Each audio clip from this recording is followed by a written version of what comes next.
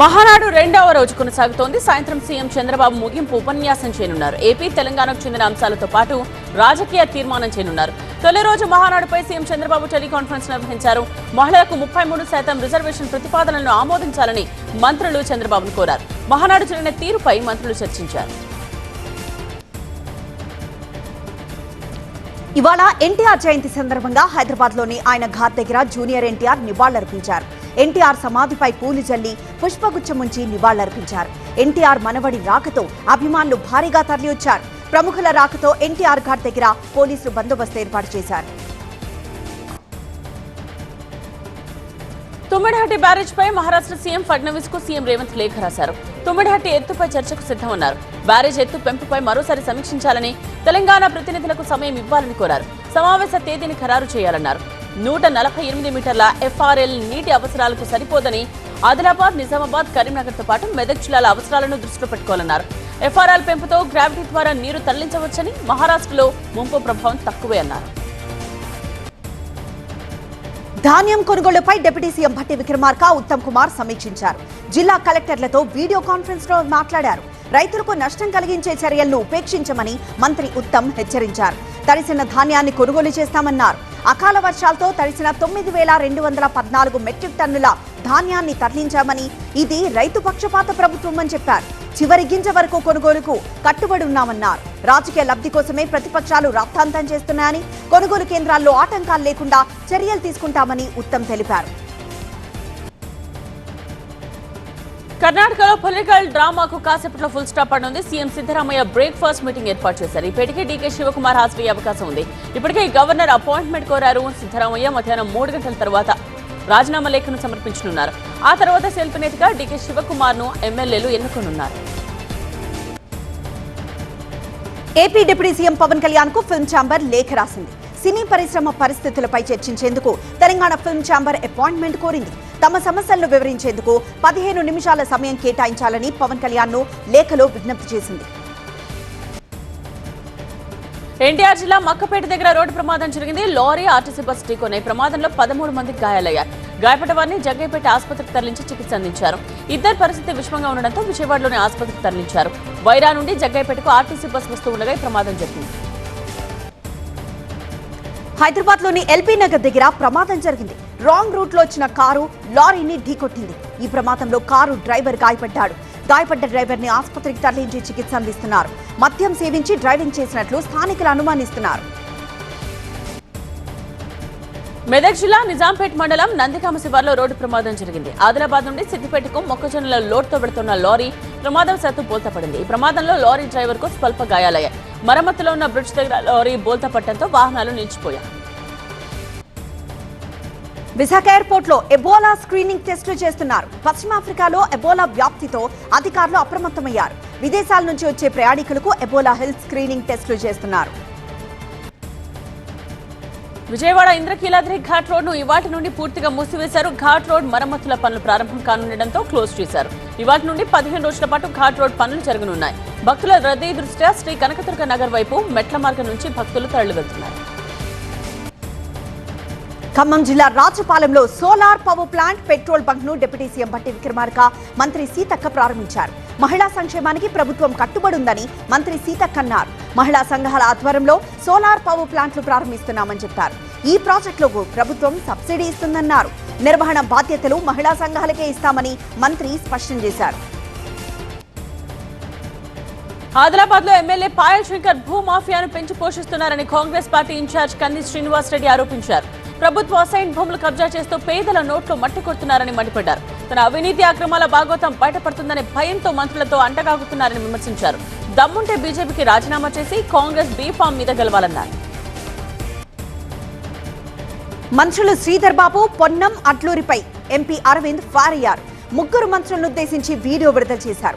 Young India విద్యాలయాలకు 20 ఎకరాలు కేటాయించారని, జగిత్యాల కేంద్రీయ విద్యాలయ విషయంలో వివక్ష ఎందుకు అంటూ ప్రశ్నించారు. కేంద్రీయ విద్యాలయానికి 10 ఎకరాల స్థలం కేటాయించాలని డిమాండ్ చేశారు. విద్యార్థుల భవిష్యత్తు కోసం ఆలోచించాలన్నారు.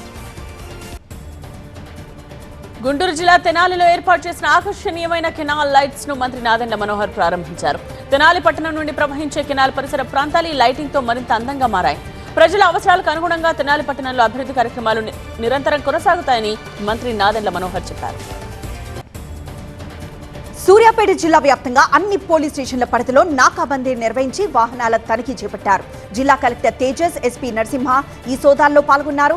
ఆర్టీసీ బస్సులో తనిఖీలు చేసి ప్రయాణికులతో మాట్లాడారు. ప్రయాణ సమయంలో తీసుకోవాల్సిన జాగ్రత్తల పట్ల వాహనదారులకు, ప్రయాణికులకు అవగాహన కల్పించారు. హైదరాబాద్ ముషీరాబాద్ లోని భోలక్పూర్ లో అగ్ని ప్రమాదం జరిగింది. BSNL ఆఫీస్ సమీపంలో జై లక్ష్మీ నరసింహ ట్రేడర్స్ లో మంటలు చెలరేగాయి. సెంట్రింగ్ షాప్ లో దీపం పెట్టి వెళ్లిపోవడంతో చెట్లకు మంటలు వ్యాపించాయి. ఫైర్ సిబ్బంది మంటల్ని అదుపు చేశారు.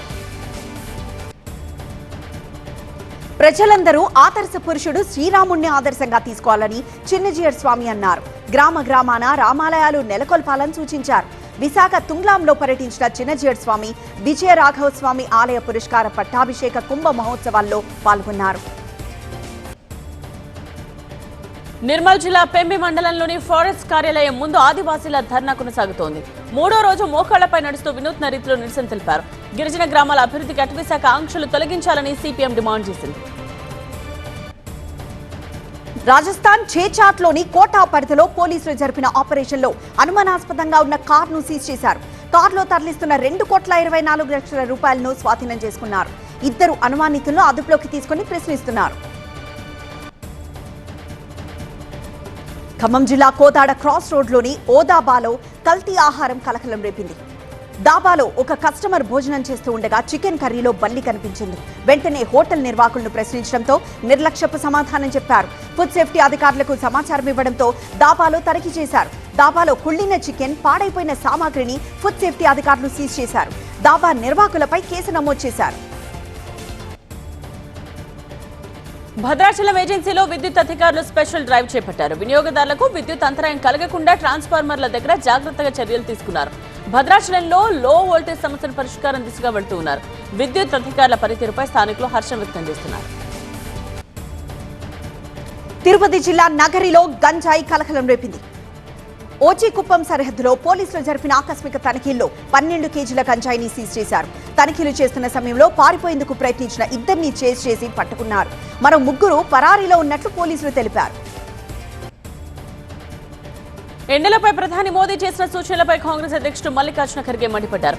ఎండను భరించగలం కానీ బీజేపీ ప్రాయోజిత ద్రవ్యోల్బణం సృష్టించిన జ్వాలలతో సామాన్య ప్రజలు ఇక్కట్లు పడుతున్నారని ఎక్స్పర్ట్గా ఆగ్రహం వ్యక్తం చేశారు. మీ ప్రభుత్వం చేస్తున్న దోపిడీ గురించి మాట్లాడరా అని ప్రధాని మోదీని ఖర్గే ప్రశ్నించారు. సిబిఎస్ఈలో చోటు చేసుకుంటున్న అవకతవకలపై విద్యార్థులకు జవాబు చెప్పాలని ప్రభుత్వాన్ని కాంగ్రెస్ నేత రాహుల్ గాంధీ డిమాండ్ చేశారు. పరీక్షా సేవల కంపెనీ ఎంపిక తీరును ప్రశ్నించారు. దానిపై న్యాయ విచారణ లేదా సిట్ దర్యాప్తు జరిపించాలని రాహుల్ కోరారు. పరీక్షా పత్రాల కరెక్షన్లో తీవ్రమైన తప్పిదాల కారణంగా లక్షలాది మంది విద్యార్థులు ఆందోళన చెందుతున్నారని ఇన్స్టా వేదికగా తెలిపారు. తమిళనాడు అన్నాడీఎంకే వర్గాల మధ్య విభేదాలు సమసిపోతున్నట్టు కనిపిస్తోంది. ఎస్పీ వేలుమణి, సివి షణ్ముగం వర్గాల మధ్య సఖ్యత కుదిరింది. షణ్ముగం వర్గంపై అనర్హత వేటు వేయాలన్న పిటిషన్ పళనిస్వామి వర్గం ఉపసంహరించుకుంది. అటు శాసనసభాపక్ష నేత చీఫ్ విప్ పదవికి గతంలో అందించిన విజ్ఞప్తిని షణ్ముగం వర్గం వెనక్కి తీసుకుంది. 2 వర్గాల స్పీకర్ను కలిసి తమ పిటిషన్స్ ఉపసంహరించుకుంటున్నట్టు తెలిపారు. యూనిఫామ్ సివిల్ కోడ్ను అసోం అసెంబ్లీ ఆమోదించింది. బిల్లును సెలెక్ట్ కమిటీకి పంపించాలన్న విపక్షాల విజ్ఞప్తిని ప్రభుత్వం తిరస్కరించింది.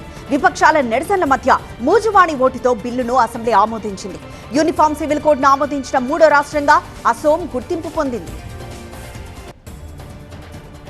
వచ్చే ఎన్నికల్లో ప్రజలు బీజేపీని చక్కగా ఉతికి ఆరేసి ఎండబెడతారని సమాజ్వాదీ పార్టీ అధ్యక్షుడు అఖిలేష్ యాదవ్ అన్నారు. యూపీలో పెరుగుతోన్న విద్యుత్ సంక్షోభంపై ఆయన ఆగ్రహం వ్యక్తం చేశారు. యూపీ విద్యుత్ మంత్రి, ముఖ్యమంత్రి మధ్య సఖ్యత లేదని ఎక్స్పర్ట్గా విమర్శించారు. బీజేపీలో ఇప్పుడు కరెంట్ లేదని అఖిలేష్ అన్నారు.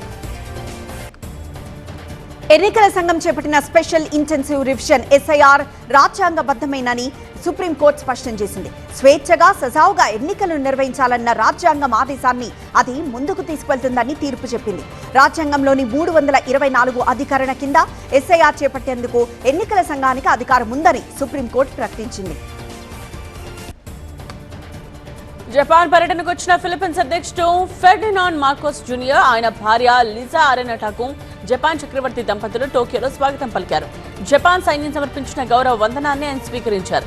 ఇవాళ ఆయన జపాన్ పార్లమెంట్లో మాట్లాడతారు. ఫర్హాన్ అఖ్తర్ తెరకెక్కిస్తున్న డాన్ 3 సినిమా పారితోషికం విషయంలో తలెత్తిన వివాదం బాలీవుడ్ లో తీవ్ర దుమారం రేపుతోంది. దీని వెనక అసలేం జరిగింది అనేది ఇప్పుడు బయటకు వచ్చింది. 10 కోట్ల సైనింగ్ ఫీజుతో పాటు 25 కోట్ల ప్యాకేజ్ ని రణ్వీర్ సింగ్ డిమాండ్ చేయగా మేకర్స్ తిరస్కరించడంతో ఆయన ఈ ప్రాజెక్ట్ నుంచి తప్పుకున్నారని తెలుస్తోంది. ఈ వివాదం ఇంకా కంటిన్యూ అవుతూనే ఉంది. ఐపీఎల్ ఎలిమినేటర్ లో రాజస్థాన్ రాయల్స్ ఘన విజయం సాధించింది. తొలుత రాజస్థాన్ 20 ఓవర్లలో 8 వికెట్ల నష్టానికి 243 స్కోర్ చేసింది. యంగ్ సెన్సేషన్ వైభవ్ సూర్యవంశీ సిక్సర్ల సునామీతో ఆకట్టుకున్నాడు. ధ్రువ్ జురెల్ రాణించాడు. సన్ రైజర్స్ హైదరాబాద్ 244 పరుగుల లక్ష్యాన్ని ఛేదించడంలో విఫలమైంది. 19.2 ఓవర్స్ లో 196 పరుగులకు ఆరెంజ్ ఆర్మీ ఆల్అౌట్ అయింది. దీంతో రాజస్థాన్ క్వాలిఫైర్ 2కి చేరింది. గుజరాత్ టైటన్స్ జట్టుతో తదుపరి మ్యాచ్ ఆడను. సన్ రైజర్స్ బౌలింగ్ ను ఊచకోత కోసిన వైభవ్ సూర్యవంశీ తన సునామీ ఇన్నింగ్స్ లో పలు రికార్డులు బ్రేక్ చేశాడు. ఒకే సీజన్ లో అత్యధికంగా 65 సిక్సర్లు కొట్టిన వైభవ్ 2012 నుంచి క్రిస్ గేల్ పేరిటున్న ఆల్ టైమ్ రికార్డులను బద్దలు కొట్టాడు. ఒకే సీజన్ పవర్ ప్లేలో 490 పరుగులు చేసిన డేవిడ్ వార్నర్ 467 పరుగుల రికార్డును అధిగమించాడు. ఒక సీజన్ లో 680 పరుగులు సాధించిన అన్క్యాప్డ్ బ్యాటర్ గా నిలిచాడు. ఐపీఎల్ ఇన్నింగ్స్ లో అత్యధికంగా 4 సార్లు 10కి పైగా సిక్సర్లు బాది క్రిస్ గేల్ రికార్డును సమన్ చేశాడు. ఈ మ్యాచ్ లో 16 బంతుల్లోనే అర్ధ సెంచరీ అందుకున్న వైభవ్ ఐపీఎల్ ప్లే ఆఫ్స్ లో ఫాస్టెస్ట్ హాఫ్ సెంచరీ కొట్టిన రైనా రికార్డును కూడా సమన్ చేశాడు.